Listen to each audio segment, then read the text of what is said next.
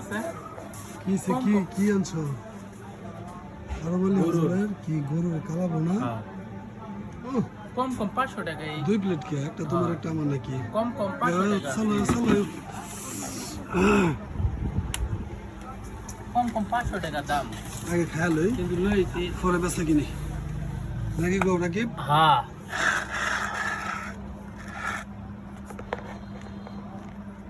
আর তো দই লইছি তাই না আর 2 লাখ টাকা